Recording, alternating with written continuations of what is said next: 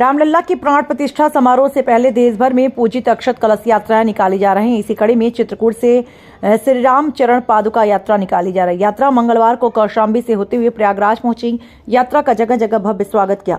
श्री राम चरण पादुका यात्रा को संगम तट पर लाया गया, जहां पर संगम का जल लेने के बाद चरण पादुका की पूजा अर्चना की। इसके बाद श्री राम चरण पादुका यात्रा ने भद्रिका आश्रम में रात विश्राम किया।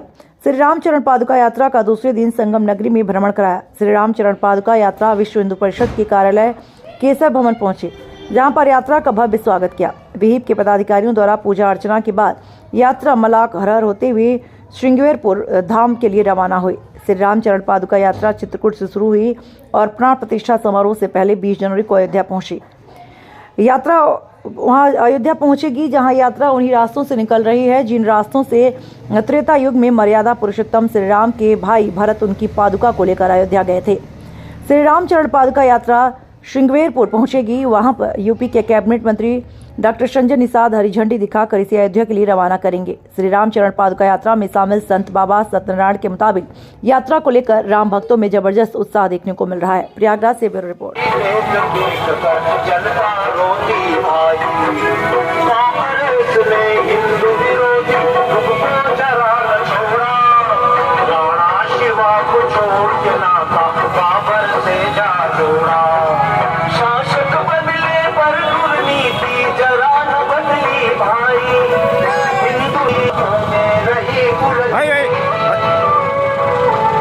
कहाँ ये यात्रा जाएगी और आगे की कहाँ की रवानगी हो रही है? अभी यात्रा ये चित्रकूट से प्रारंभ हुई है, तो चित्रकूट से प्रारंभ होकर ये गंगा तट पर आई है, संगम से जल लिया है। अब यहाँ से जल हम चरण पादुका लेकर निकले प्रभु राम की। ये राम की चरण पादुका अयोध्या पहुँचेगी। अयोध्या प्रभु राम को चरण पादुका अर्पित करेंगे। जैसे भरत भैया ने राज्य वापस राम को सुपुर्द किया था, वैसे ही देश में राम राज्य फिर से आए, इसी भावना को जगाती हुई यात्रा अयोध्या पहुँचेगी। धातु चरण पादुका लकड़ी की है, बाकी ये तो ब्रेकिंग न्यूज़ होती है। चरण पादुका कितने किलो की है, कितनी बड़ी है, सोना है चांदी है? प्रभु के लिए सोना चांदी ये बड़ी चीज़ नहीं है। अयोध्या की जन्मभूमि की मिट्टी हमारे लिए सोने चांदी से बढ़कर है, क्योंकि मैं देख रहा हूँ कई जगह मित्र मेरे पूछते हैं इसमें कितना सोना है। अरे राम जी सोने की लंका को छोड़कर अयोध्या वापस आ गए, तो हमारे लिए तो राम की जन्मभूमि महत्वपूर्ण है, राम की रज महत्वपूर्ण है। एक सोने की एक चांदी की, तो उसमें राम जी की चरण पादुका प्रभु राम है। कोई मिट्टी की भी मूर्ति होती है, सोने की होती है, चांदी की होती है। हमारे लिए तो श्रद्धा है, जिसकी जैसी श्रद्धा है चल रही है। तो चरण पादुका में मुख्यतः राम का भाव है।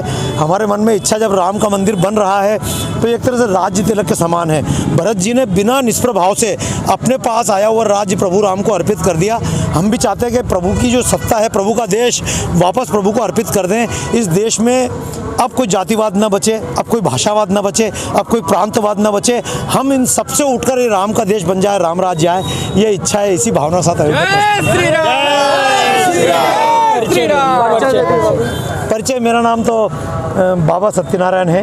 बहुत पहले लालमणि जी, भाई साहब, हम सब लोग अयोध्या आंदोलन में काम किया करते थे, और तभी से मन में एक इच्छा थी कि प्रभु जी 14 साल तक जंगल रहे। तब तो प्रयागराज इतनी सिटी नहीं थी, तो तब छोटे छोटे गांव थे। प्रभु राम 14 साल तक छोटे छोटे गांव में रुके, बिना होटल के, बिना धर्मशाला के। कहाँ रुके होंगे? तो लगता था कि वनवासियों के घर पे रुके, लेकिन प्रभु राम वापसी में आते समय किसी को धन्यवाद नहीं दे पाए।